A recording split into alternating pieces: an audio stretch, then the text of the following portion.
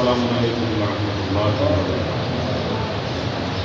استغفر اللہ ربی واتوب اعوذ باللہ من الشیطان الرجیم بسم اللہ الرحمن الرحیم الحمد للہ الذی لم یتخذ صاحبۃ ولا ولدا ولم یکن له شریک فی الملک ولم یکن له ولی من الذل وکبرہ تکبیرا۔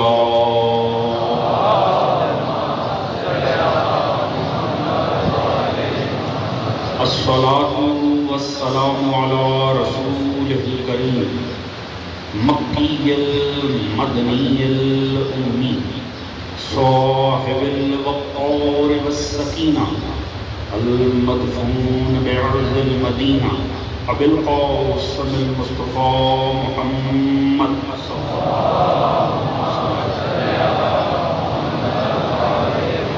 وعلى آلہ الطیبین الطاہرین المعصومین الذین اذهب اللہ عنہم الرجس وطہرهم تطہیرا۔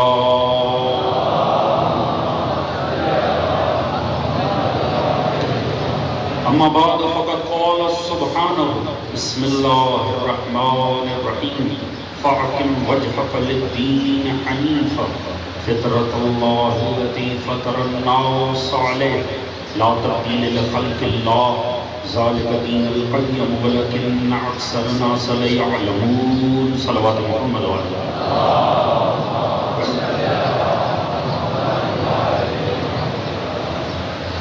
دعا حرم کائنات بصدق ذکر محمد وآل محمد، اس فرش عزا کا بچھایا جانا، منتظمین کی کاوش، آپ دوستوں کی شرکت، پروردگار عالم اپنی بارگاہ عالی میں قبول و منظور فرمائے۔ آل محمد کے مقدس ذکر کے صدقے میں جو بھی نیک دلی شرعی حاجات مومنین کے دلوں میں موجود ہیں، پروردگار انہیں بر لائے اور سوائے انہیں آل محمد کے کوئی غم عطا نہ فرمائے۔ ایک باواز بلند درود پڑھنے محمد و آل محمد۔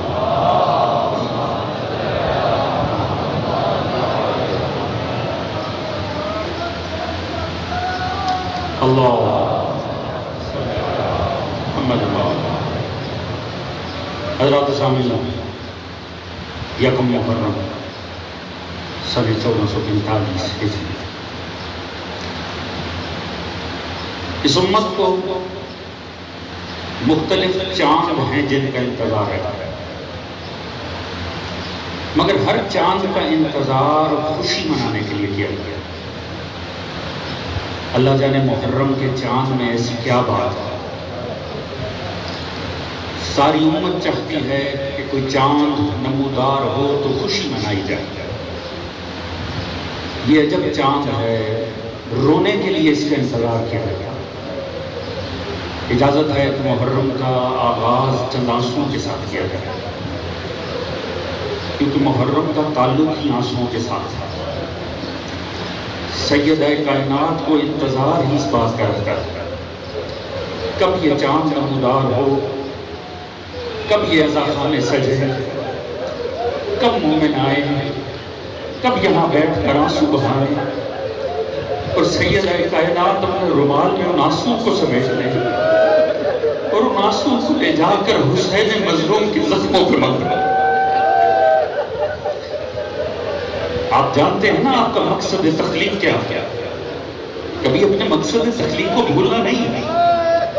مدینہ تو رسول حسین ابن علی کی آمد، ایک مرتبہ نانا کے ہاتھوں میں آئے حسین ابن علی، بچہ آئے تو ہر کوئی بڑا خوش ہوتا، مگر جناب سیدہ یہ دیکھ کر دہل گئی کہ بابا نے حسین کو تھاما ضرور ہے مگر خوش نہیں ہو رہے۔ مظلوم کربلا کی آمد پر مصطفیٰ کی آنکھوں سے آنسو بہ رہے، دنیا سمجھے یہ آنسو آئے کہاں سے، دنیا سمجھے یہ آنسو سنت مصطفیٰ ہے۔ ایک مرتبہ سیدہ نے تڑپ کر پوچھا، بابا آپ کی آنکھوں میں آنسو، یہ خوشی کا لمحہ ہے۔ آپ نے فرمایا، زہرا مجھے ایک وقت یاد آ رہا ہے، یقیناً یہ روایتیں آپ کے سینوں میں موجود ہیں، بس ہمیں تو رونے کا جواز چاہیے۔ فرمایا مجھے ایک وقت یاد آ رہا ہے، کربلا کی زمین ہوگی، 3 دن کی پیاس ہوگی، میرا یہ لال ہوگا ظالم کا خنجر۔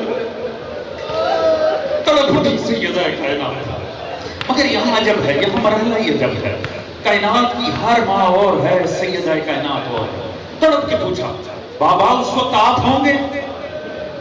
رسول نے فرمایا نہیں زہرا میں نہیں ہوں۔ اس کے بابا علی ہوں گے؟ نہیں علی بھی نہیں ہوں۔ اس کا بھیا حسن ہوگا؟ نہیں زہرا حسن بھی نہیں۔ بابا میں ہوں گی؟ فرمایا نہیں آپ بھی نہیں ہوں۔ مجھے ایمان سے بتائیں کائنات کی کوئی ماں ہوتی وہ تڑپ کر پوچھتی ہائے میرے لال کو بچائے گا کون؟ اللہ جانے زہرا کو رونے سے پیار کتنا ہے، سیدہ تڑپ کے کہتی بابا میرے بچے پہ روئے گا،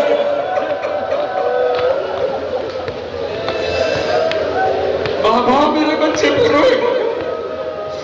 رسول روتے ہوئے کہتے ہیں زہرا مطمئن رہے، اللہ اس قوم کو لے کر آئے گا، جس کے جوان اس کے جوانوں کو روئے گا، جس کی عورتیں اس کی عورتوں کو روئے گی، جس کے بزرگ اس کے بزرگوں کو روئے گا۔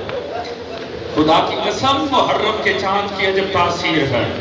آپ جانتے ہیں نا روایت آپ نے 1000 مرتبہ سنی ہوگی، اہل مدینہ دیکھیے ہر کوئی چاند دیکھتا ہے، شریعت کا بھی تقاضا جائے اپنی آنکھوں سے دیکھا جائے، مگر اہل مدینہ کو ہر چاند دیکھنا پڑتا تھا، کبھی محرم کا چاند دیکھنا نہیں پڑا۔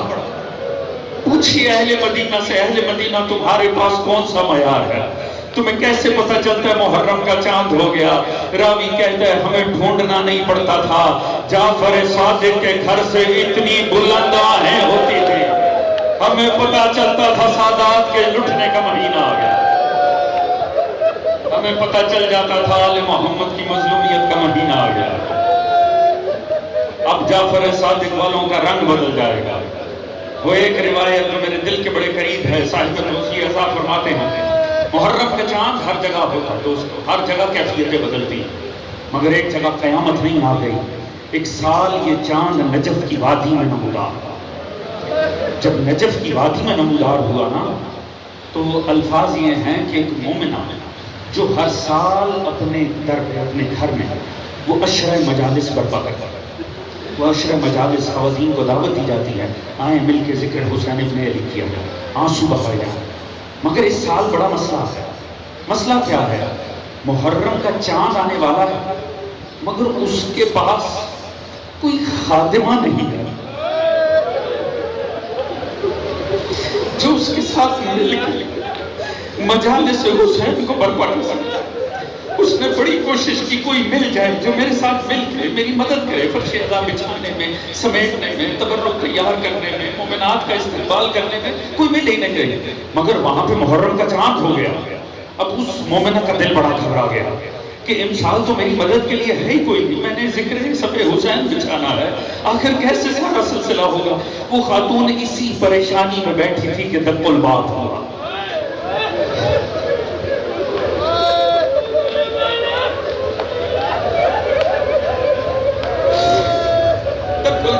دروازہ کھولا، دیکھا کوئی مستور کھڑی ہو۔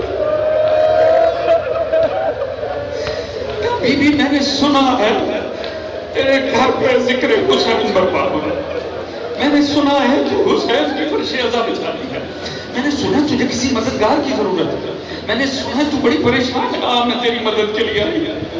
وہ خوش ہو گئی کہ کوئی خاتون مل گئی ہے۔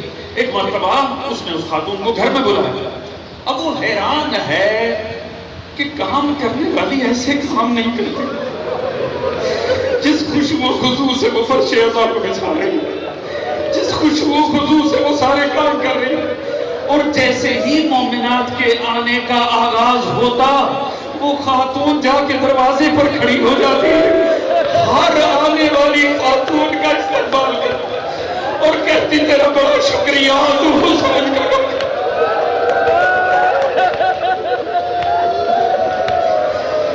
جب مسائل شروع ہوتا اس خاتون کا رنگ ہی بدل جاتا، عجب کوہرام برپا ہو جاتا، عجب انداز میں گریہ کرتی، اور جب خواتین جانے لگتی وہ خاتون دوبارہ دروازے پر جا کر لگتی، چوکھٹ پر ایک ایک خاتون کو رو کر شکریہ ادا کرتا، تیرا بڑا شکریہ تو حسن مظلوم پہ گریہ کرنے آئے۔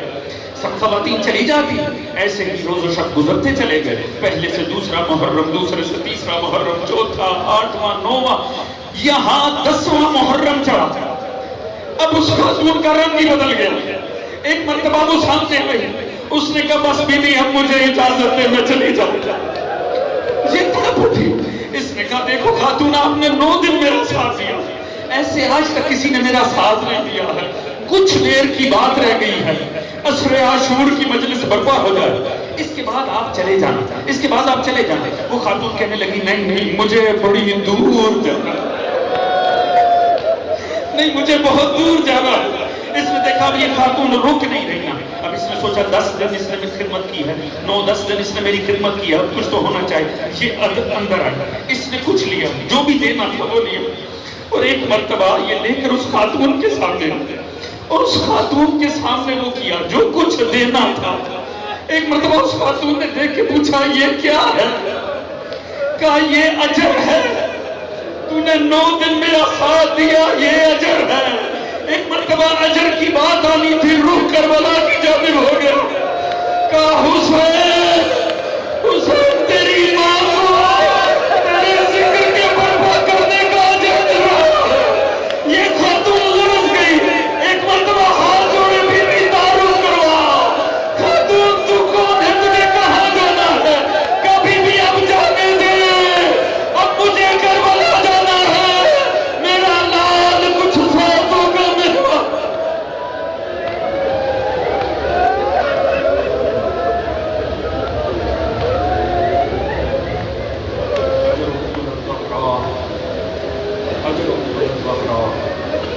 ضرور پڑھ لیجیے گا محمد و آل محمد۔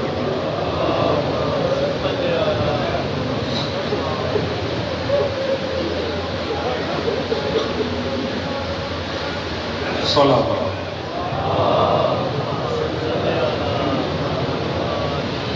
پھر بھی ضرور پڑھیے گا محمد و آل صلاۃ۔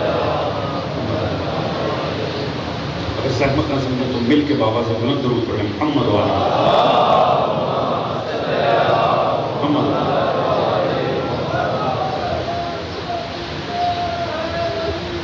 صلوات۔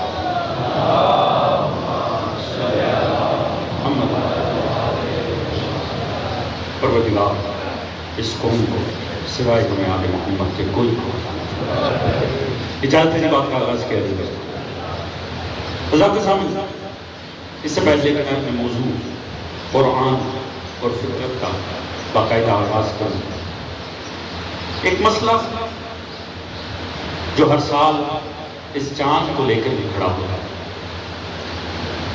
خدا کا کروڑا احسان ہے کہ پروردگار نے ہمیں مکتب آل محمد میں رکھا، اس سے بڑا کوئی احسان نہیں ہو سکتا، خدا کی قسم یہ بہت بڑا احسان ہے۔ میں تو اس انداز میں پیش کرتا ہوں، دنیا میں 195 سے زیادہ ممالک ہیں، 195 سے زیادہ ممالک، اور آپ جا کے ذرا گوگل پہ سرچ کریں، ان ممالک میں 4000 سے زیادہ مذاہب ہیں۔ یہ وہ مذاہب ہیں جنہیں پہچانا جاتا ہے، اللہ جانے کتنے ایسے مذاہب ہوں گے جنہیں ہم عموماً نہیں جانتے، مگر 4000 ایسے مذاہب ہیں جو ڈکلیئرڈ مذاہب ہیں، جنہیں واضح ہے، جنہیں دنیا پہچانتی ہے۔ یعنی معنی یہ ہے کہ اس کی عبادت گاہیں موجود ہیں، اسکالرز موجود ہیں، ماننے والے عبادت کرنے والے موجود ہیں، 4000 سے زیادہ۔ پہلے ہی جملے میں تمہیداً اس سے بڑا میں کیا احسان آل محمد بتاؤں، خدا کا آپ کی ذات پر میری ذات پہ اس سے بڑا کیا احسان ہوگا۔ 195 سے زیادہ ممالک، 4000 سے زیادہ مذاہب، اللہ نے ہمیں اس مذہب میں رکھا ہے جس مذہب میں حسین ابن علی کی ذات ہے۔ خدا کی قسم صرف یہی جملہ آپ کو یاد رہے نا تو خود بخود سر سجدے میں چلا جائے، خدا کا یہ کروڑ بات۔ لہٰذا اس بات پر خدا کا ہمیشہ شکریہ ادا کیا کیجئے کہ اللہ نے آپ کو مکتب حسین ابن علی میں رکھا۔ محرم کا چاند ہوتا ہے، ہماری کیفیت بدلتی ہے، دنیا دیکھ سکتی ہے ہمارے معاملات بدل گئے، اب ہم ویسے نہیں رہے جیسے ایک دن پیش کریں، ایسے ہی ہے، ہمارے لباس بدل گئے، ہمارا مزاج بدل گیا، ہمارے رویے بدل گئے، ہمارا انداز بدل گیا۔ یہ خدا کا کروڑ ہے احسان، محرم کے چاند کی ہم پر یہ کیفیت ہوئی۔ مگر ایک عجب معاملہ ہے، یہاں محرم کا چاند ہوا، اور وہاں ایسے بھی انسان نما انسانوں میں رہتے ہیں جنہیں فوراً ہی اس بات کا احساس ہوتا ہے کہ ہمیں تو نئے سال کی مبارکباد پیش کرنی چاہیے. اور غور طلب مرحلہ تو یہ ہے کہ وہ اس پر زیادہ اصرار کرتے ہیں کہ جن کے ہاں اسلام میں 2 عیدوں کے علاوہ عید میلاد کی مبارک بھی حرام ہے، مگر یکم محرم کو مبارکباد دینے کے لیے وہ آپ کو نظر آئیں گے. اور چونکہ سوشل میڈیا کا دور ہے اور اب ہمارے رویے بھی سوشل میڈیا ہی ڈیزائن کر رہا ہے، لہٰذا اگر اجازت دیں تو تمہیداً صرف 5 سے 10 منٹ کے لیے اس موضوع پر بات کروں دوستوں نے کہ یکم محرم کو اسلام کی پہلی تاریخ، اسلامی کیلنڈر کی پہلی تاریخ، اور اس حوالے سے مبارکباد. دیکھیے جوانوں کی تعداد بہت زیادہ ہے، یقیناً وہ اس بات کو فالو کریں گے، سمجھیں گے. 2 کیلنڈر ہیں جو اس وقت دنیا میں سب سے زیادہ مشہور ہے. ایک جسے عیسوی کیلنڈر کہتے ہیں، ایک جسے اسلامی کیلنڈر کہتے ہیں. وہ عیسوی نہیں ہے، یہ اسلامی نہیں ہے. وہ جسے عیسوی کیلنڈر کہا جاتا ہے جناب عیسیٰ کے حوالے سے، وہ سولر کیلنڈر ہے جس کا تعلق سورج کے ساتھ ہے. اور یہ جسے بظاہر اسلامی کہا جاتا ہے یہ لونر کیلنڈر ہے جس کا تعلق چاند کے ساتھ ہے. یہ بات آپ سے زیادہ کوئی بہتر نہیں جانتا کہ جو لونر کیلنڈر ہے جو چاند سے تعلق رکھتا ہے، یہ سولر کیلنڈر کی نسبت 10 دن کم ہو جاتا ہے. ایسے ہی ہے نا؟ پچھلے سال کا اگر آپ عشر محرم دیکھیں گے اور اس سال عشر محرم کا آغاز دیکھیں گے تو انگریزی تاریخ کے حوالے سے 10 دن کا فاصلہ پڑ گیا. ایسے ہی ہوتی ہے. اس کے علاوہ بھی دنیا میں بہت سے کیلنڈر رائج آئے. یہود کا جو کیلنڈر ہے وہ ان دونوں کو ملا کر، سورج اور چاند کے دونوں کیلنڈرز کو ملا کر، لہٰذا وہ کیا کرتے ہیں کہ ہر چوتھے سال ان کا ہر چوتھا سال 12 نہیں 13 مہینے کا ہوگا، وہ دونوں کو آپس میں ملا لیتا ہے. 4 سال میں فرق پیدا ہوتا ہے، پچھلے 3 سال میں 30 دن کا فرق پڑتا ہے، چوتھے سال وہ 13 مہینے کا کرتے ہیں اور وہ اپنے کیلنڈر میں دونوں کو ضم کر لیتے ہیں، دوبارہ وہیں پر آ کر کھڑے ہو جاتے ہیں. اب معاملہ یہ ہے کہ جسے اسلامی کیلنڈر کہا گیا اور یکم محرم الحرام کو اسلامی کیلنڈر کی پہلی تاریخ قرار دیا گیا اور اس حوالے سے مبارکباد کے میسیجز دیے جاتے ہیں. جو بہت ہی اعتدال کا مظاہرہ کریں کم از کم وہ بھی دعائیں کرتے دکھائی دیتے ہیں کہ صاحب پہلا دن ہے سال کا، لہٰذا دعائیں ہونی چاہیے، اللہ یہ سال بہترین چڑھائے، یوں کرے اور ویسے کرے اور ویسے کرے. یہ سارا تصور اس بات سے ہے کہ یکم محرم کی تاریخ اصل میں اسلامی کیلنڈر کی پہلی تاریخ ہے. جبکہ اگر آپ جا کے تھوڑا سا مطالعہ کریں، اور ہر دوست یہ بات جانتا ہے کہ محرم کا مہینہ اسلام اپنے ساتھ لے کر نہیں آیا، سفر کا مہینہ اسلام اپنے ساتھ لے کر نہیں آیا، ربیع الاول کا مہینہ یہ تو اسلامی مہینے نہیں ہے، یہ پہلے سے مہینے موجود تھے. توجہ فرما رہے ہیں دوستان؟ ایسے ہی اسی لیے آپ نے روایت سنی ہوگی کہ حتیٰ مشرکین مکہ بھی ان مہینوں کو حرمت کا مہینہ تصور کرتے تھے. ذیقعدہ، ذوالحج، محرم، سفر، اس میں وہ جنگ تک گوارا نہیں کرتے تھے. اس کا مطلب ہے مہینے پہلے سے موجود تھے، مہینے بظاہر اسلام سے پہلے موجود تھے. سرکار رسالت کی اعلان رسالت سے پہلے یہ مہینے موجود تھے، قریش کے اندر یہ مہینے موجود تھے. اب یہ اسلامی مہینے کیسے ہو گئے؟ مہینے تو پہلے سے موجود تھے. یہ تو مشرکین کے مہینے تھے، یہ تو اہل قریش کے مہینے تھے، یہ تو اہل عرب کے مہینے تھے. یہ اسلامی کیسے ہوئے؟ کیا مہینوں نے بھی کلمہ پڑھا؟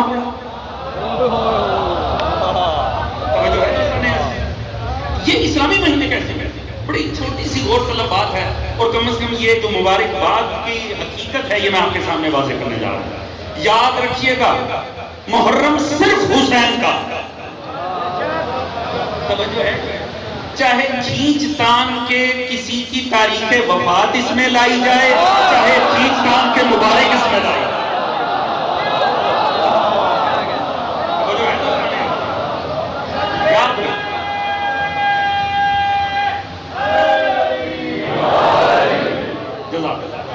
یاد رکھیں محرم کا تعلق صرف حسین ابن علی کی ذات سے. اسے پہلی تاریخ کس لیے تصور کیا گیا؟ اب سرکار ختمیہ مرتبہ تشریف لاتے ہیں اب اسلام کا معاملہ یہ ہے، اسلام نے جو اپنے اعمال کو انجام دینے کے لیے جس کیلنڈر کا انتخاب کیا وہ یہ لونر کیلنڈر ہے جو چاند سے تعلق رکھتا ہے۔ اسلام سے بہت سارے اعمال ہیں جن کا تعین ہی چاند کرتا ہے۔ ہماری عیدوں کا تعین چاند کرتا ہے، دیگر معاملات کا تعین چاند کرتا ہے۔ مفادی اٹھا کر دیکھیں، آپ کو چاند کی ہر تاریخ کے حوالے سے اعمال مل جائیں گے۔ دوسری طرف بخاری شریف اٹھا کر پڑھیں، آپ کو چاند کی ہر تاریخ کے حوالے سے سرکار ختمی مرتبت کے فرمان مل جائیں گے۔ اس کا مطلب ہے ساری امت یہ جانتی ہے کہ ہمارے جو معاملات ہیں وہ چاند کے کیلنڈر کے ساتھ ہیں۔ مگر کیا سرکار ختمی مرتبت نے اسے پہلا مہینہ قرار دیا؟ نہیں۔ آپ صحائف ستہ اٹھا کر پڑھیں، میں پوری ذمہ داری سے کہتا ہوں، چاہے اپنے مکتب کی کوئی کتاب۔ پیغمبر نے کیا انداز اپنایا؟ پیغمبر نے ہر معاملے کو اپنی ہجرت کے ساتھ منسوخ کیا۔ یہی وجہ آپ تاریخ کو اٹھا کر پڑھیں، آپ کو ہر جنگ کی تاریخ اس انداز میں ملے گی، یہ جنگ فلاں ہجری میں ہوئی، ایسے ہی ہے دوستان، یہ معاہدہ فلاں ہجری میں ہوا، نجران سے عیسائیوں سے مباہلہ فلاں ہجری میں ہوا، غزوہ تبوک فلاں ہجری میں ہوا، جنگ خندق فلاں ہجری میں برپا ہوئی۔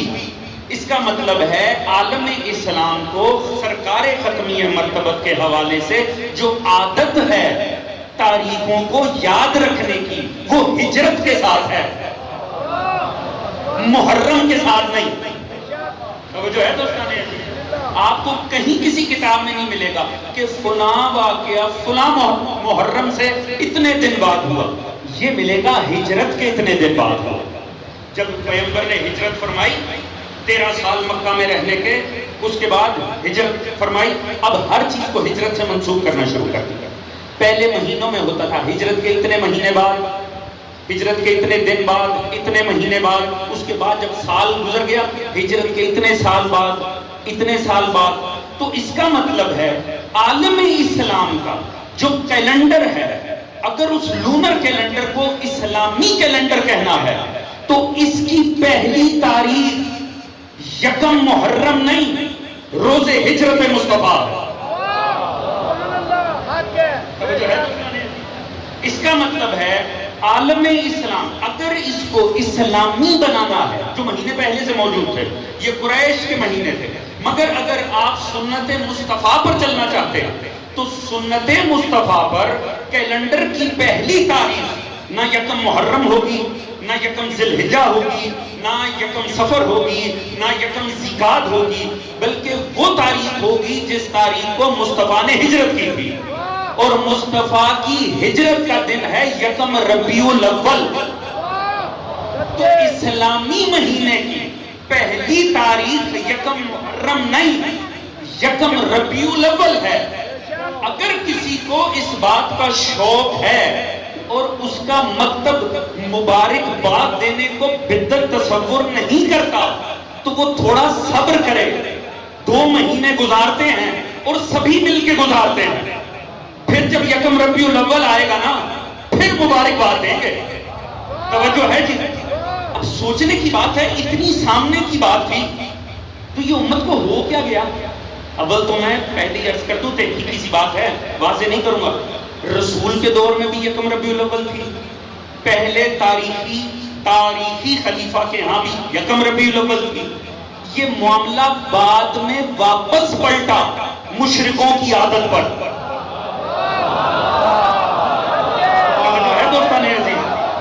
یہ نہ سنت رسول ہے نہ سنت خلفاء، یہ معاملے بعد کے ہیں، مگر حضور میں سادی سی بات عرض کرنا چاہوں گا۔ اب بطور طالب علم مجھے بڑا مسئلہ ہوا، اتنی واضح بات علماء سے پوچھا، تصدیق کی، مختلف المکتب علماء سے پوچھا، انہوں نے بھی تصدیق کی، پھر مجھے سمجھ نہیں آئی کہ اس امت کو ہوا کیا، یہ یکم ربیع الاول سے نکل کے یہ محرم میں کیوں چلے گئے؟ پھر سمجھ میں آیا، اگر پہلے دن مبارک بعد یکم ربیع الاول کو دی تو امت کا ہر بچہ اور جوان پوچھے گا کہ آیا اس دن ہوا کیا تھا؟ توجہ ہے دوستان عزیز؟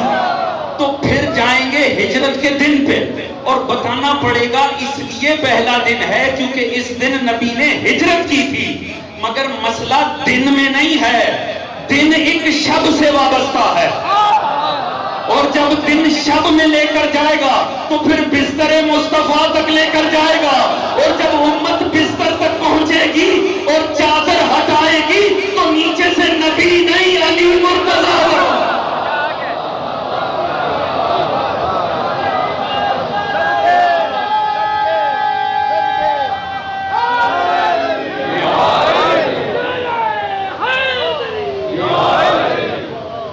سلامت رہے، توجہ ہے دوستان عزیز، ہمارے یہاں 9 ربیع الاول تک کا جو سوگ ہے یہ ہمارا ثقافتی ہے۔ ہاں اہل عراق پہلے ختم کر دیتے ہیں، اہل ایران پہلے ختم کر دیتے ہیں، سعودیہ کے مومنین پہلے ختم کر دیتے ہیں، مسئلہ نہیں ہے۔ ہم بھی اتحاد بین المسلمین میں یکم ربیع الاول کو آپ کے ساتھ منانے کو تیار ہیں، تاکہ پتہ تو چلے آخر اس دن ہوا کیا تھا۔ توجہ ہے دوستان عزیز، صرف علی ابن ابی طالب جو چادر ہٹانے پر چہرہ مرتضیٰ برآمد ہوا، تبھی مشرک نہیں گھبرائے تھے، 1400 سال سے اب تک گھبرائے ہوئے ہیں۔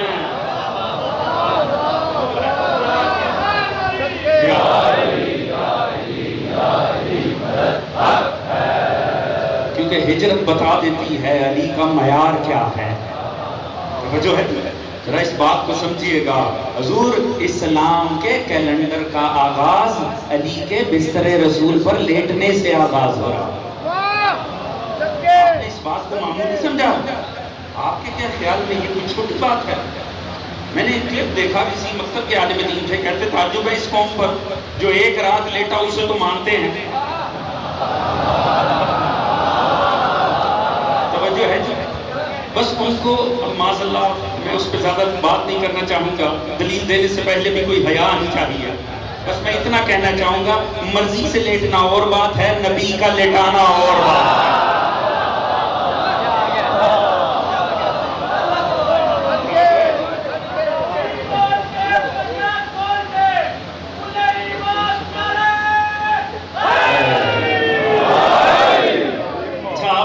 آمادہ ہے، میں اس پہ ایک دو جملے مزید عرض کر دوں اگر توجہ جوان میرا ساتھ دیکھیے، معیار بڑا سخت ہے، معیار سمجھیے گا، اور معیار ہمیں زوجہ پیغمبر دیتے ہیں، زوجہ پیغمبر، اور کتاب بھی معمولی بخاری شریف ہے، پیغمبر کی زوجہ ہیں، بنی امیہ سے تعلق رکھتی ہیں، ام حبیبہ۔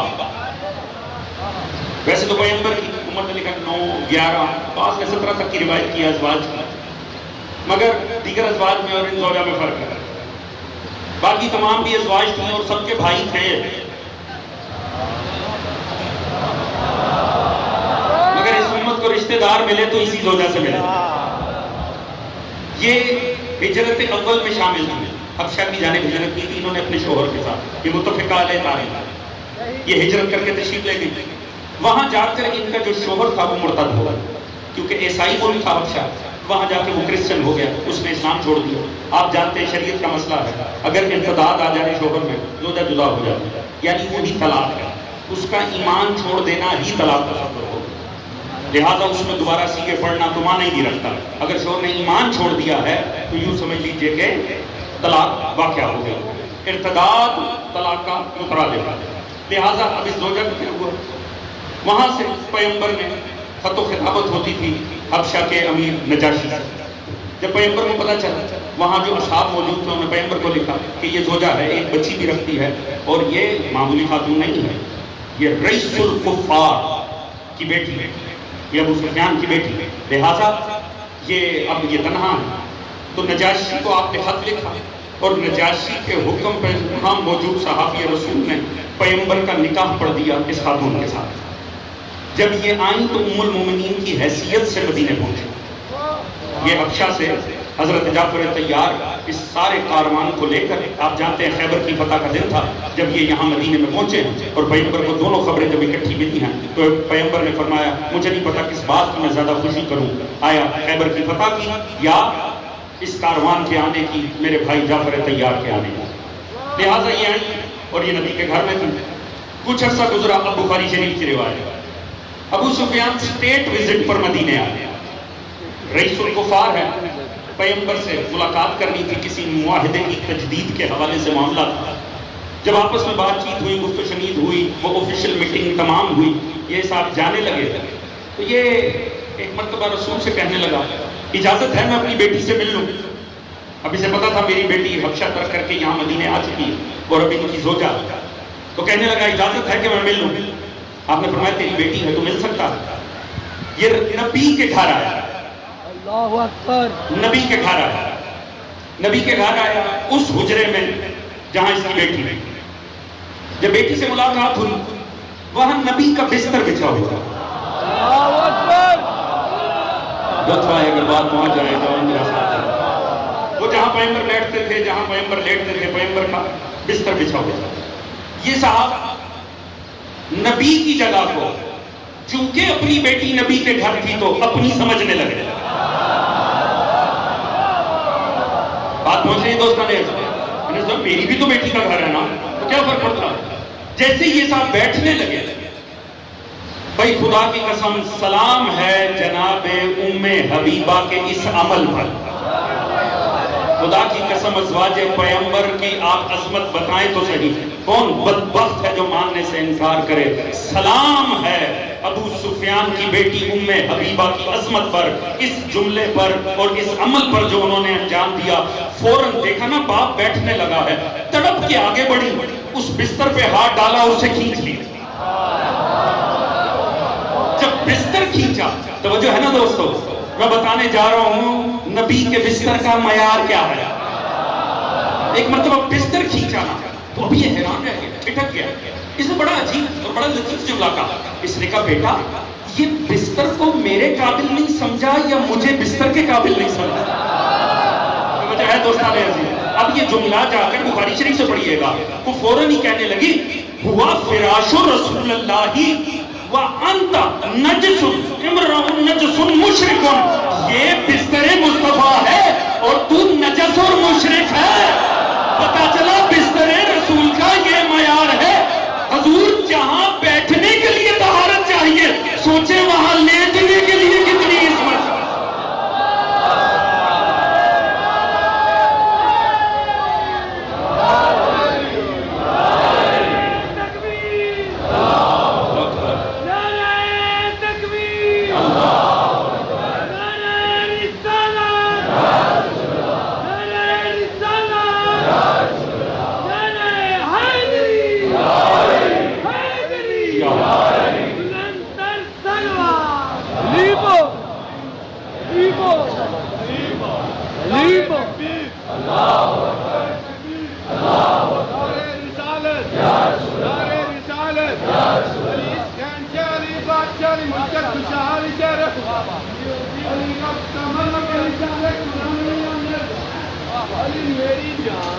علی دامن نوکر علی سبدان، علی کل ایمان، علی تیرا ایمان، علی میرا ایمان، سارے حیدری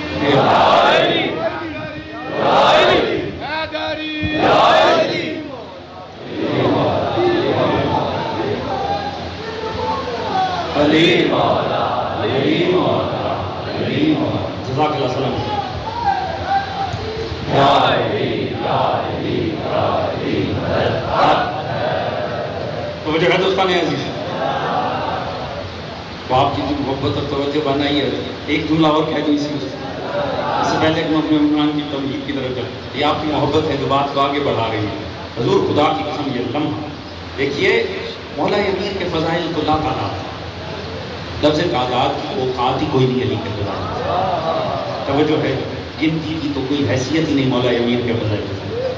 کچھ نہ بھی ہونا اور کچھ ہو تو وہی سب کچھ ہے۔ توجہ ہے، اگر امت نے دلیل وراثت پیغمبر لینی ہونا تو ہر بات میں موجود ہے۔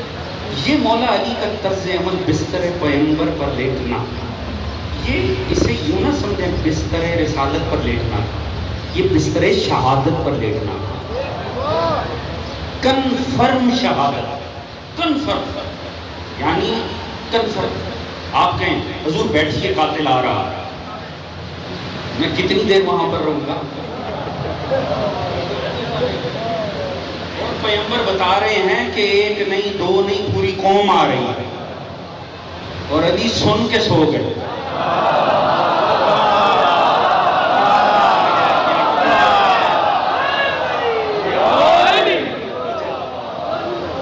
علامہ نقل مرحوم پروردگار ان کے درجات کو بلند فرمائے. دیکھیں میں طالب علم ہوں، امانت جس کی ہو، یہ وہ جملے ہیں جو باعث فخر ہیں. صبح قیامت تک مجھ جیسے طالب علم ان جملوں کو دہرائیں گے اور ان مجلسوں کی رونق بنے گی.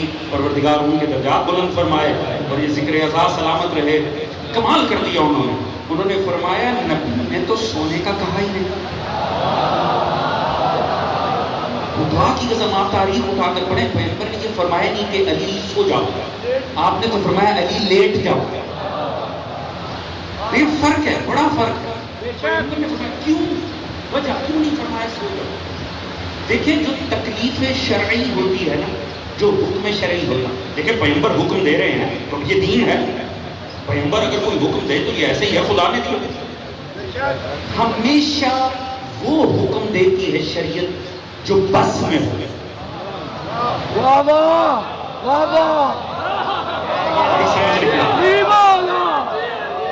جو بس میں نہ ہو نا اس کا حکم نہیں دیا. آپ کو شریعت نے کہا روزہ رکھو، فجر میں آپ نے کھانا پینا ترک کرنا ہے، مغرب میں شروع کرنا ہے. یہ تو نہیں کہا روزہ رکھو، محرم میں رکھنا ہے، ربیع الاول میں افطار کرنا. آپ کے بس میں نہیں ہے. آپ سے کہا 5 نمازیں پڑھ دو، یہ تو نہیں کہا دن میں 5000 نمازیں پڑھ دو. اتنی کہا جو بس میں ہے. شریعت ہمیشہ وہ حکم دیتی ہے جو بس میں ہو. نیند اختیاری شے نہیں ہے. ابھی میرا کوئی بھائی خوش قسمتی سے رات 9 بجے سویا تھا یا 8 بجے، آرام سے 8-9 گھنٹے کی نیند لے کر مجلس میں آیا. میں اور آپ لاکھ ادھر پھولوں کی سیج سجا دیں ان سے کہ بھائی سو جاؤ، وہ اگلے 10-12-14 گھنٹے کروٹیں بدلتے رہیں گے، سوئیں گے نہیں.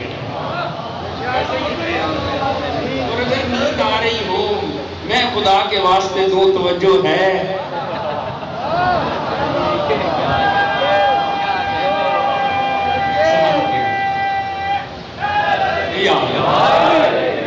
وہ جی کہہ کے بھی سو جائیں گے. ایسے ہی ہے نا جی، کیونکہ نیند کے متعلق کہا جاتا ہے نیند تو سولی پر بھی آ جاتا ہے. ایسے ہی ہے نا. ہم نے یہ محاورہ سوائے علی کے کسی کو پورا کرتے دیکھا نہیں ہے.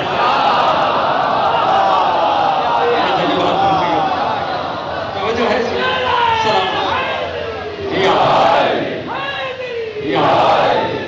سلامت رہی، توجہ ہے تو اس کا نہیں.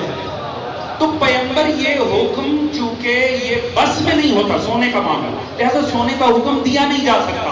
حضور میں نے کوئی مشکل بات نہیں، مگر سمجھنے والی بات ہے، آسان سی بات ہے، میں نے کوئی زور نہیں لگا، سادی سی بات کرنی. اسی لیے پیغمبر کا حکم تھا یا علی لیٹ جاؤ، کیونکہ شریعت یہی حکم دے سکتی ہے کہ یہاں لیٹ جاؤ. نبی نے فقط اتنا فرمایا تھا علی لیٹ جاؤ. یہ میرے مولا کی شجاعت تھی کہ علی سو گئے. یہ میرے مولا کی شجاعت تھی. علی کو اپنی شجاعت منوانے کے لیے تلوار اٹھانے کی بھی ضرورت نہیں ہے، تکیہ بھی مل جائے تو علی شجاع ثابت ہوگا.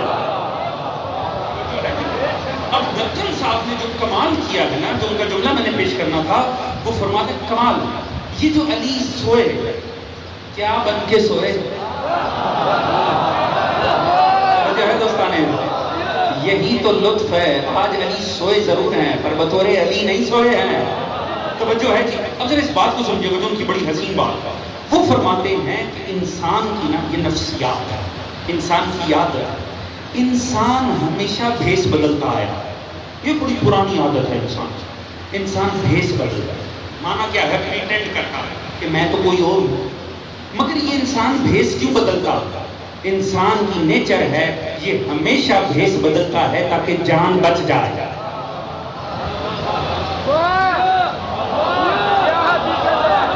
میں انتظار کر رہا ہوں، ٹھہرا میں سمجھا کے جانا چاہتا ہوں. تو جو ہے جی انسانی نفسیات یہ ہے کہ اگر موت کا خطرہ ہو تو بھیس بدل جائے. اچھا میں اس قوم میں کیوں وقت ضائع کروں جنہوں نے ایسے منظر PTV پر بھی دیکھے ہوں. اللہ جانے ابھی بات پہنچی ہے کہ نہیں پہنچی ہے.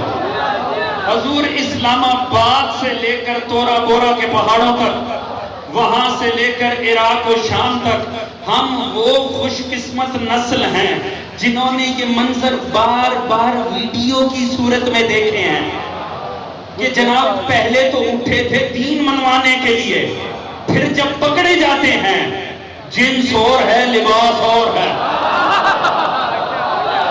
توجہ ہے دوستان عزیز، یہ اسلام آباد سے لے کر شام تک یہ بھیس کیوں بدلے گئے؟ فقط انسان ایک وجہ سے بھیس بدلتا ہے، میری جان بچ جائے۔ کمال ہے، نقل صاحب فرماتے ہیں ساری دنیا بھیس بدلتی ہے، جان بچ جائے۔ علی اس اشجع الناس کا نام ہے جو شب ہجرت بھیس بدل رہا ہے تاکہ جان خدا پہ ہو۔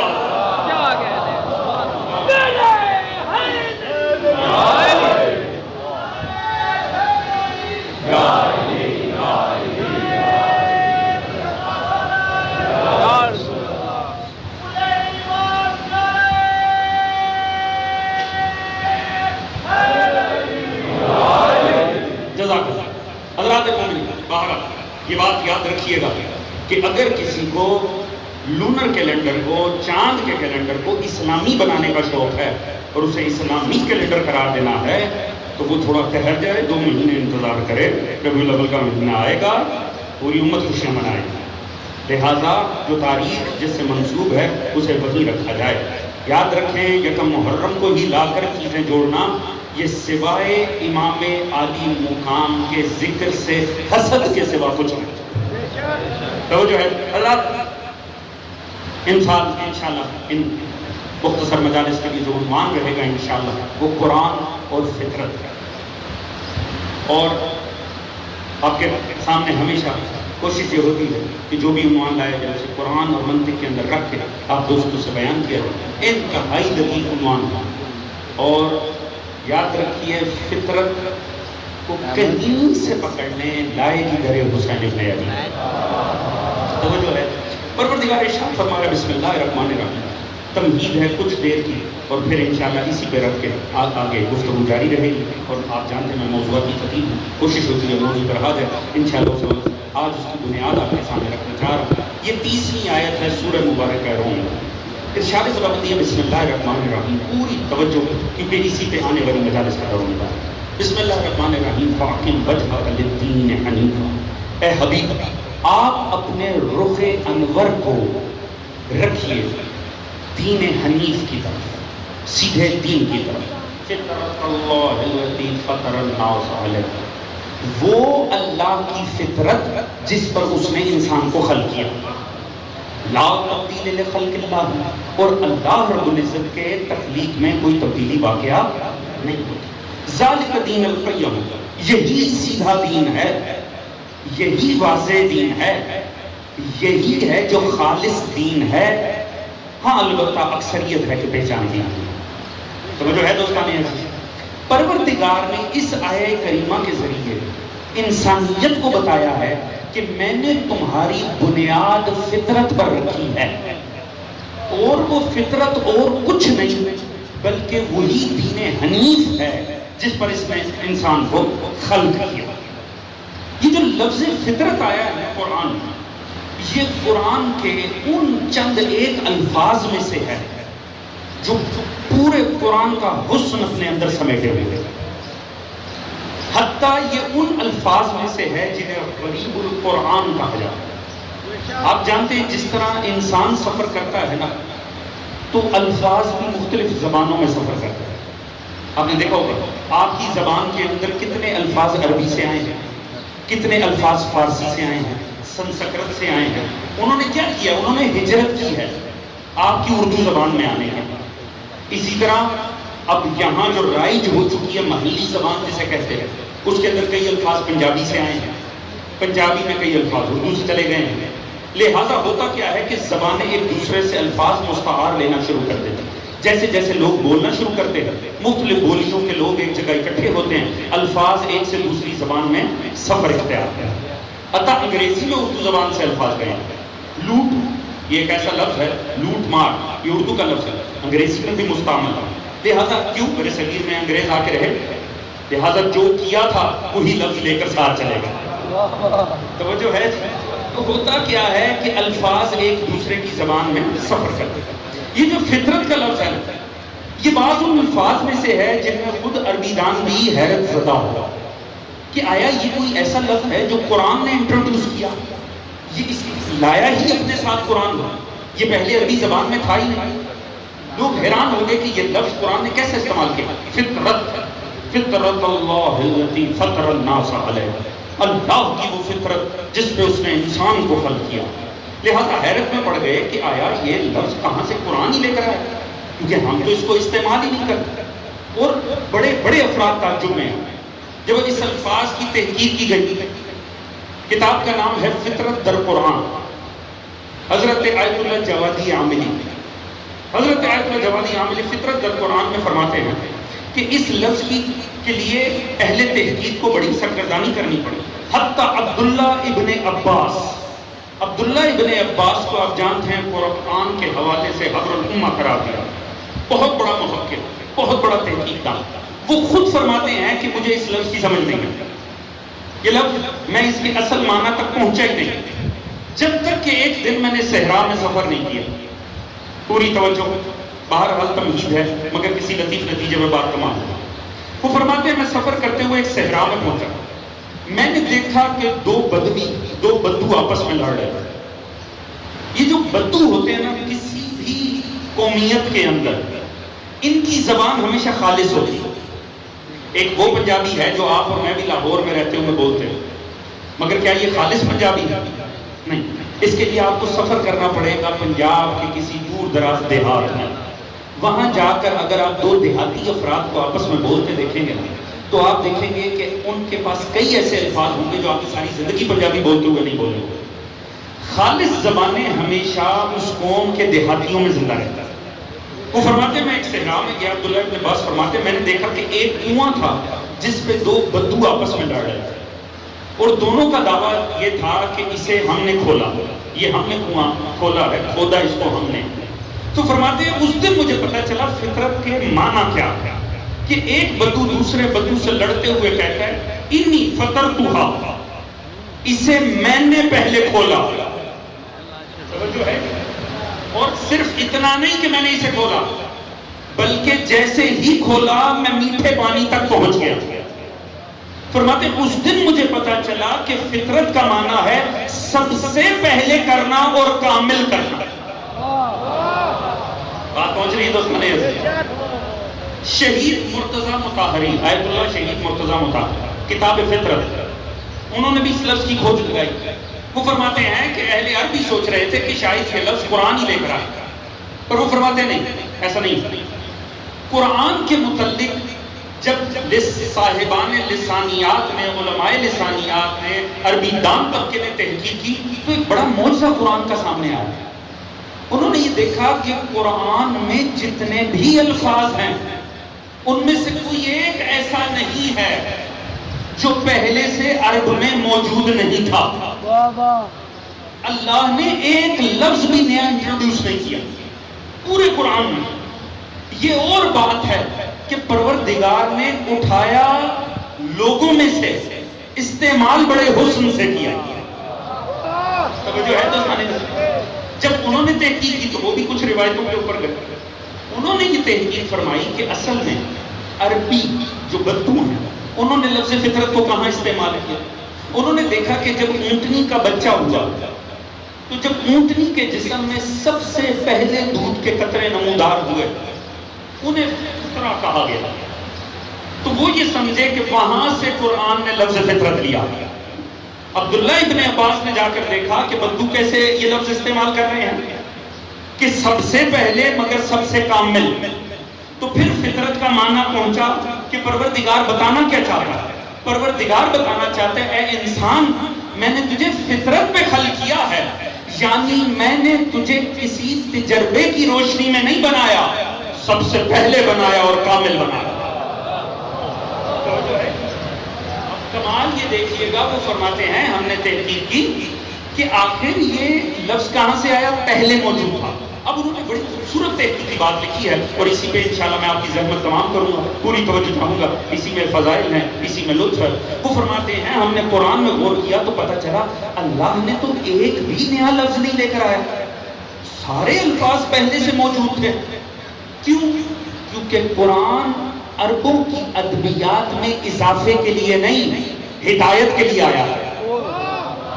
اور ہدایت کا تقاضا یہ ہوتا ہے اس زبان میں کیا جائے جو لوگ سمجھ سکے، لہذا قرآن اس لیے نہیں آیا کہ ادبیات میں اضافہ کر دیا جائے، اس لیے آیا ہے تاکہ خدا کے مقاصد کو امت تک پہنچایا جائے، انسان تک پہنچایا جائے۔ پر حضور اگر لطف آئے اور میں پہنچا سکوں تو اس جملے کے لطف پر غور کیجئے گا۔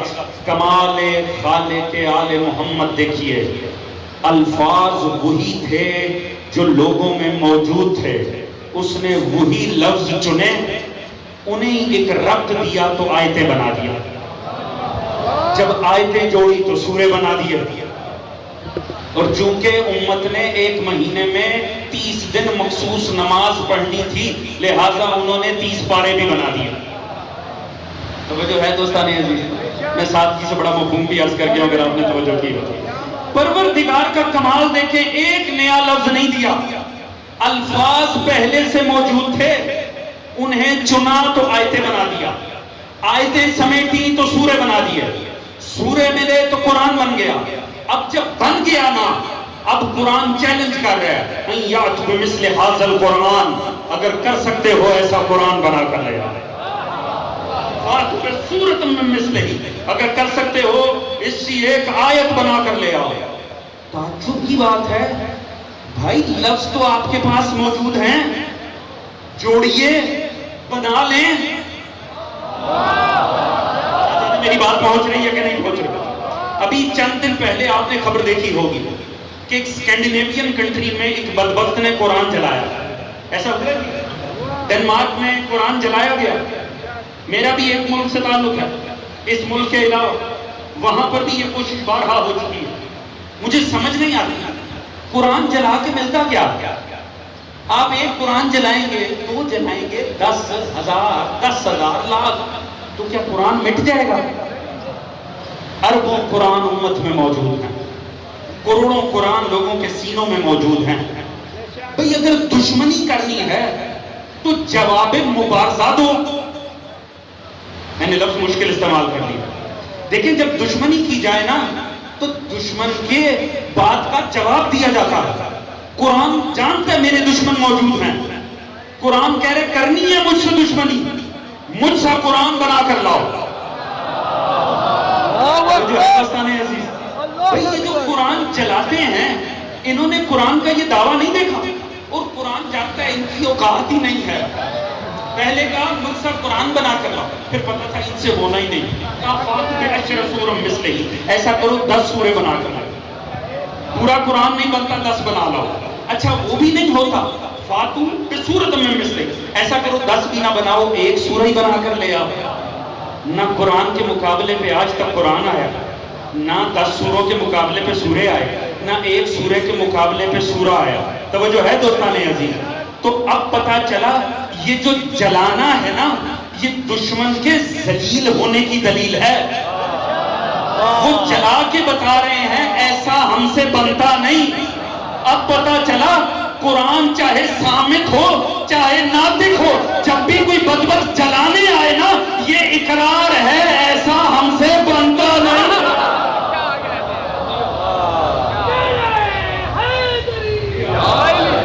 جو ہے دوستان ہے گھبرا تو نہیں گئے دوست، ہے نا میرے ساتھ؟ اب کمال کے دیکھیے اللہ نے کوئی نیا لفظ استعمال نہیں کیا، وہی الفاظ تھے جو امت میں پہلے سے موجود تھے، اللہ نے وہ لفظ چنے، انہیں ربط دے کر اسی انسانیت کے سامنے پیش کیا اور فرمایا ایسا بنا لو۔ اب بنتا نہیں تو حضور پتا چلا ہوں چاہے ہم میں ہی، اگر اللہ چن لے تو جب اللہ چن لے نا، اب ہمارے ویسے نہیں وہ ہم جیسے نہیں۔ میں جملہ بدل کے عرض کرتا ہوں، اللہ تو لفظ بھی چن لے تو ویسے لفظوں جیسے ہمارے لفظ نہیں رہتے. اگر اللہ ان اللہ اصطفیٰ کہہ کے کردار چن لے گا، نہ وہ ہم جیسے ہیں نہ ہم ان جیسے ہو.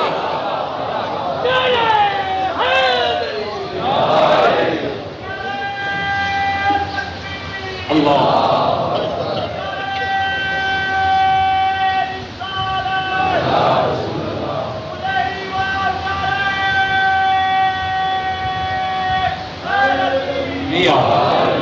جزاک اللہ. حضور معنی سامنے آیا، سب سے پہلے خلق کرنا اور کامل خلق کرنا. انشاءاللہ سے یہی سے بات کا آغاز ہوگا اور دیکھیں گے پروردگار جب سب سے پہلے خلق کرتا ہے اور کامل خلق کرتا ہے تو کتنا لطف آتا ہے. یاد رکھیں وہ لفظ بھی چن لینا تو انسانیت کی اوقات نہیں ہے کہ ویسے الفاظ لا سکے. سوچیں وہ کردار کیا ہوں گے جو خدا کے چنی جاتے. سوچیں جرت کیسی ہے انسان کی کہ ان کے مقابل کوئی کردار لے کر آ جائے. اس امت کی تو اجتماعی اوقات یہ نہیں ہے کہ لفظوں جیسے لفظ پیدا کریں، تو جو اس کے چنیدہ ہوں گے پھر ان جیسی کسی کی اوقات نہیں ہو سکتی. مگر حضور جب ویسے بنا نہیں سکے نا تو پھر حسد پہ ہوتا. یاد رکھیں اگر یہ حسد نہ ہوتا آل محمد کے بچے نیزوں سے گرائے نہ جاتے. اگر حسد نہ ہوتا مظلوم کربلا کی لاش تیروں پر نہ آتی. اس کو یکم محرم ہے، میں نے پہلے بات کا آغاز یہاں سے کیا. رونے کا تعلق ہی بڑا گہرا ہے. معاویہ بن وہب یہ صحابی ہے، یہ کہتا ہے میں نے دیکھا امام صادق کا سر سجدے میں تھا. امام رو رو کے گریہ فرما رہے تھے اور کوئی دعا مانگ رہے تھے. اس نے سوچا ہو سکتا مجھے کوئی تبرک مل جائے. یہ آگے بڑھا اور اس نے کان لگایا امام فرما کیا رہے ہیں. معصوم فرما رہے تھے یا اللہ حسین کے عزاداروں کی خیر ہو. یا اللہ وہ آنکھ کسی غم میں نہ روئے جو غم حسین ہے. یا اللہ ان افراد کی حفاظت فرما جو حسین کو روئیں. اور جانتے ہیں معصوم نے اس دعا کو اختتام کہاں پہ کیا؟ کہا یا اللہ میں حسین کے رونے والوں کو تیرے سپرد کرتا ہوں، تو حوض کوثر پہ ہمیں واپس پلٹا دینا. ہر وہ آنکھ جس سے آنسو بہے حسین کے غم میں، اس کا انتظار امام صادق فرمائیں گے حوض کوثر پر. دو تاریخیں اہل مدینہ کو کبھی نہیں بھولیں گی. دو تاریخیں اہل مدینہ بھول ہی نہ پائے. ایک 28 رجب سنہ 60 ہجری جب حسین کا قافلہ مدینے سے نکلا، اور ایک تاریخ وہ جب یہ قافلہ لٹ کے واپس پلٹا. ان دونوں تاریخوں کی کیفیتیں یہ ہیں کہ راوی کہتا ہے ایسے محسوس ہوا آج ہی مصطفیٰ کا جنازہ ہوتا، آج ہی سرکار مصطفیٰ کا جنازہ ہوتا. خدا کی قسم ایک وہ کوہرام کا دن جب پلٹی تھی جناب زینب. آپ جانتے ہیں نا بشیر محاری کی روایت ہے، وہ کہتا ہے میں نے تو انسانیت کو ایسے تڑپتے دیکھا ہی نہیں. کہتا ہے ہر مرد و زن نے گھر کو چھوڑ دیا تھا، اور جب پہنچے ہیں نا مسجد مدینہ کے باہر، اب روایت آ گئی ہے لبوں پر تو میں پیش کر دوں. وہ کہتے ہیں عجب منظر دیکھا، جناب زینب عالیہ ہیں، مسجد مدینہ کا دروازہ ہے، بی بی زور زور سے اس دروازے کو بجا رہی ہے اور چیخ کر کہتی ہیں نانا میں آپ کے بیٹے حسین کے موت کی خبر لے کر آئی ہوں. اس سے پہلے میں واپس مدینہ میں پڑھ دوں ایک جملہ اور سنتے جائے. پھر بی بی آئی نا اندر تو کہا سید سجاد ان سبھی کو مسجد سے باہر نکال دو، مجھے یہ مسجد خالی چاہیے، ان سب کو مسجد سے باہر نکال دیا. ساروں کو باہر نکال دیا. بیٹا سجاد دروازے کو بند کر دو. بند کیا گیا. قبر رسول پر بی بی آئی اور کہا سجاد ان سارے چراغوں کو بجھا دو. روایت میرے لبوں تک آ گئی ہے تو میں پیش کر رہا ہوں تڑپنے کے لیے یہ روایت کرتا ہوں کہ ان سارے چراغوں کو بجھا دو. جب سید سجاد نے سارے چراغ بجھا دیے، بی بی کے لیے کامل اندھیرا ہو گیا. وہ جس کی چادر کو نیزے کی نوک سے شام غریبہ میں اتارا گیا تھا، اس بی بی نے مرضی سے اپنے سر اقدس سے چادر کو اتارا، اپنے بالوں کو قبر رسول پہ بکھیرنا شروع کیا اور ایک عجب بیان کیا. کہا نانا نانا دیکھیے یہ جو میرے سر میں زخموں کے نشان ہیں نا، یہ ان نیزوں کے نشان ہیں جن سے آپ کی بیٹی کی چادر کو اتارا گیا. دوستو ایک یہ تاریخ ہے، وہ تاریخ کے بعد محمد نے مدینہ چھوڑا. یہ دو عجب تاریخیں ہیں مدینہ کے مقدر میں. راوی بوڑھا اور صحابی ہے عبداللہ نابینا، اور سماعت بھی اتنی خراب ہے اسے سنائی کچھ نہیں دیتا. حتیٰ توضیح والا لکھتا ہے کہ اتنی خراب ہے سماعت کہ اگر آسمان پہ بادل گرجے نہ تو اسے محسوس ہوتا ہے کہ کوئی آواز پیدا ہوئی. یہ 28 رجب کو کانپتا ہوا بستر سے اٹھا اور سوچا سے کہتا ہے کوئی قیامت آ گئی ہے. رونے کے لیے آمادہ ہوں یکم محرم، اب سے تو رونے کا آغاز ہونا ہے. کہ کوئی قیامت آ گئی ہے، یہ شور کیسا ہے؟ اس نے کہا مدینے کی فضاؤں میں قیامت نہیں، قیامت سے بڑی قیامت آ گئی. مظلوم ہے کربلا چھوڑ رہے ہیں مدینہ، نواسہ رسول مدینے کو ترک کر رہے ہیں. حضور رسول کا نواسہ دربار سے نکلا ہے، سیدھا قبر رسول پر گئے.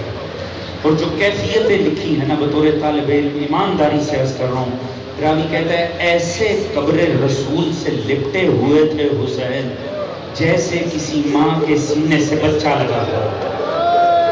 اور عجب مرثیہ پڑھ رہے تھے مولا حسین. یہ امام کا کربلا کی تمہید میں اپنا پڑھا ہوا مرثیہ ہے. رو رو کر کہہ رہے تھے نا میں آپ کی قبر چھوڑنا ہی نہیں چاہتا.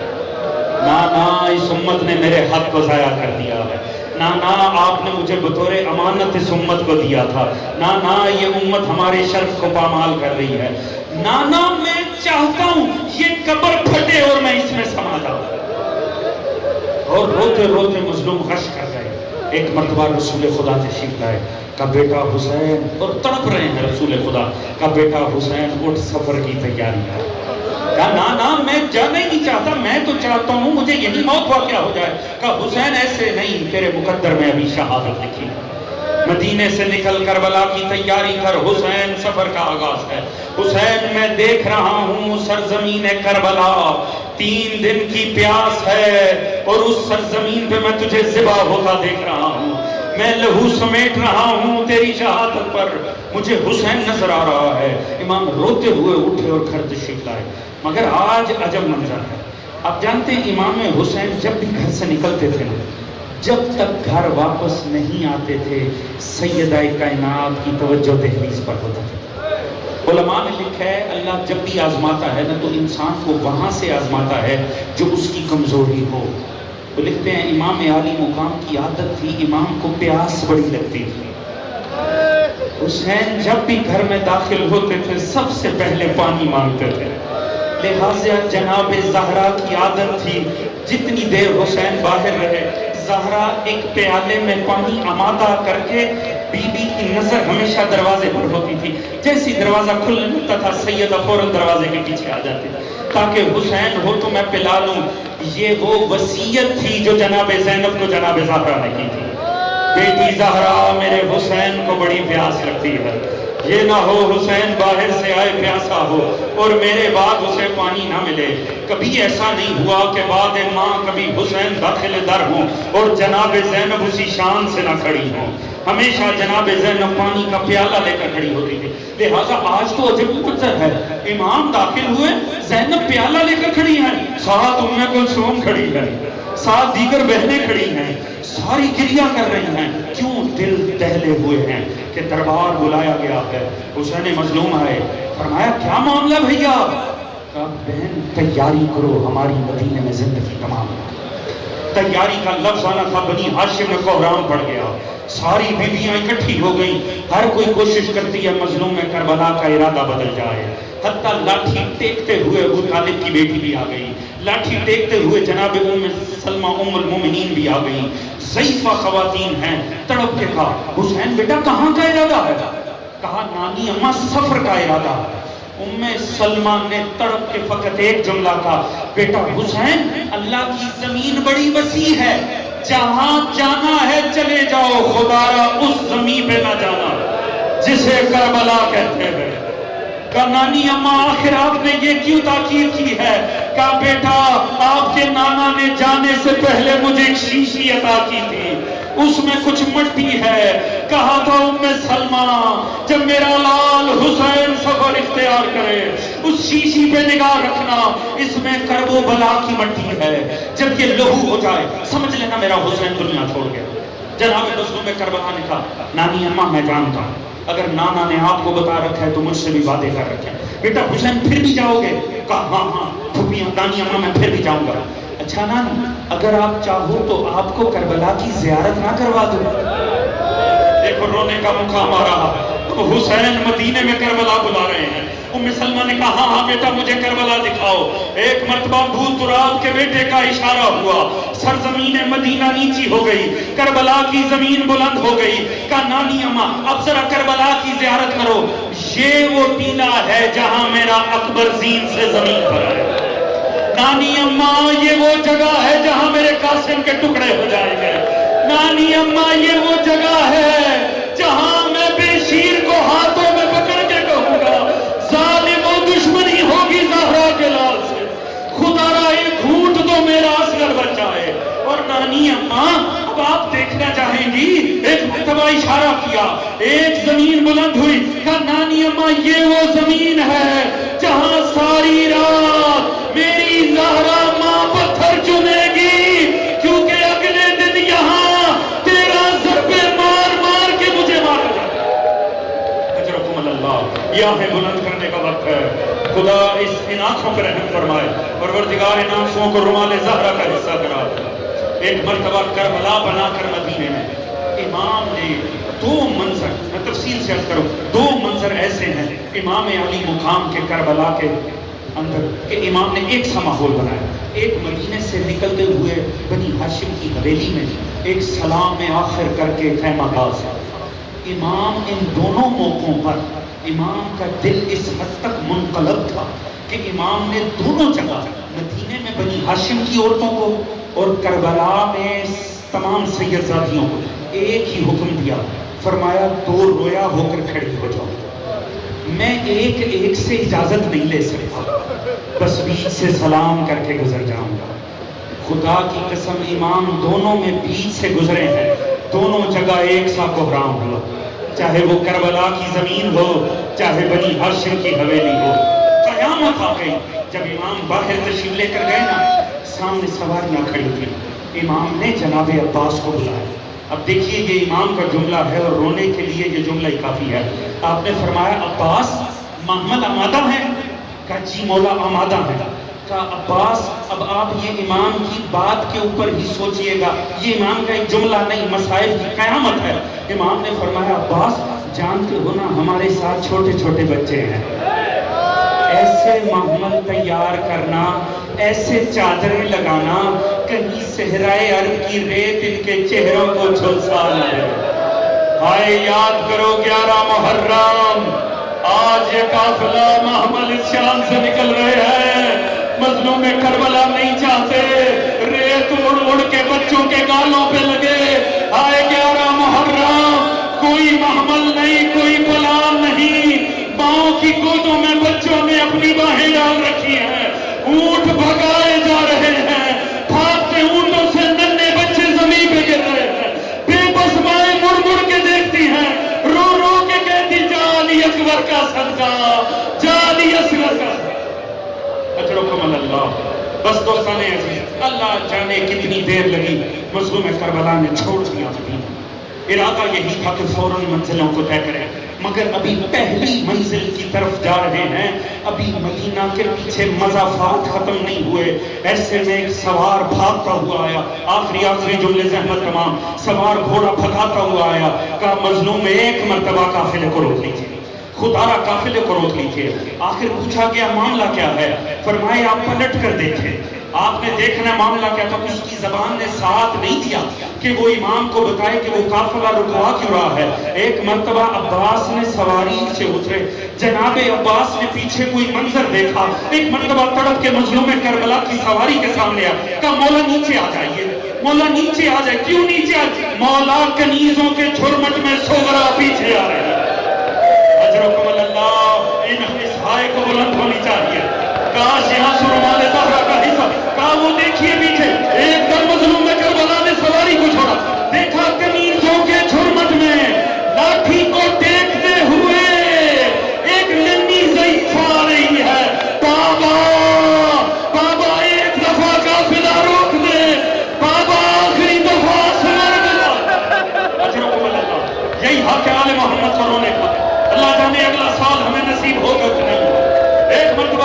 کی مجبوری ہو. جیسے بیویوں کو پتا چلا نا سغرا آئی ہے، ایک مرتبہ تمام بیویاں اترنی شروع ہوئی سواریوں سے، سارا قافلہ بٹھانا پڑ گیا، ساری بیویاں اکٹھی ہوئی، کنیزوں کے جھرمٹ میں سغرا آئی. ایک مرتبہ پھر سے کوہرام بلند ہوا. ایک مرتبہ جناب سغرا نے کہا اب تو مجھے کسی سے ملنا ہی نہیں ہے، آپ سب تو مجھے مل لی ہو، ایسا کرو مجھے ننھا سا 10 دن کا اصغر، بس اصغر کو مجھے دے دو، میں ایک مرتبہ اپنے بھیا سے مل لوں. ایک مرتبہ علی اصغر کو گود میں لیا، سغرا نے چومنا شروع کیا، اصغر چمٹ گیا سغرا کے ساتھ. اب دیر ہو رہی ہے، مشیت الہی کے تقاضے ہیں، آخر اس قافلے کو بڑھنا ہے، آنکھوں میں اشارے ہو رہے ہیں، اب ہر کوئی کوشش کر رہا ہے کہ اب آگے بڑھا جائے. لہٰذا ماں آگے ہوئی، اصغر اب میرے پاس آ جا. اب اصغر بھی کچھ اور ہی چاہتا ہے، اصغر ماں کے پاس نہیں گیا. سکینہ آگے بڑھی، بھیا آ جا. اصغر نے رغبت نہیں کی، جناب زینب آگے بڑھی، اصغر آ جا. کوئی آگے نہیں آ رہا. سغرا نے کہا میں کہاں روکتی ہوں، جسے جانا چلا جائے، اگر اصغر خوشی سے جاتا ہے تو لے جا. اب ہر بیوی کوشش کرتی، اصغر نہیں آتا. جب ساری بیویاں ناکام ہو گئی، ایک مرتبہ مظلوم کربلا آگے بڑھے، مظلوم کربلا پاس آئے. مظلوم نے اصغر وصول نہیں کیا، بس مظلوم کے ہونٹ اصغر کے کانوں تک آئے. اللہ جانے مظلوم نے کیا کہا، وہ اصغر جو ماں کے پاس نہیں گیا، وہ اصغر جو سکینہ پہ نہیں لپکا، وہ اصغر فوراً مظلوم کی باہوں میں گیا. مظلوم پلٹ گئے، نہیں کسی نے بتایا، علماء نے لکھا شاید مظلوم کربلا نے کہا ہوگا اصغر اگر تو مدینے میں رہ گیا میرے لال بس اتنا بتا دے تیرے حصے کا تیر کون کھائے گا. اجرکم اللہ. بس ایک جملہ اور عرض کروں اور آپ کی زحمت تمام، اس کے لیے تو بلند کریں یا سر مال زہرا کا حصہ بن جائے. بس رونے کا مہینہ آ گیا، ہاں ہماری حقیقت کا مہینہ آ گیا. دوستوں قافلہ چلنے لگا. سغرا نے دیکھا اصغر تو میرے کام نہ بسا. ایک مرتبہ آگے بڑھ کے اکبر کے دامن کو تھام کہا اکبر میں روک کہاں رہی ہوں، صرف ایک جملہ، اکبر اکبر. یہ کیا بات ہے؟ بابا کی بہنیں ساتھ جا رہی ہیں، بابا اپنی بہنوں کو ساتھ لے کر جا رہے ہیں، اکبر آپ کی بہن ہی پیچھے رہ جائے، اکبر نہ جائے گی تو آپ کی بہن نہ جائے گی. آخری جملہ زحمت تمام. اکبر نے سنا، بڑی محبت سے دامن چھڑائے. اکبر آئے، مظلوم کربلا کے سامنے کھڑے ہو گئے. بابا آپ کی بہنیں ساتھ جا رہی ہیں. بابا میری بہن پیچھے مدینہ میں، بابا میری بہن کیوں نہیں جا رہی؟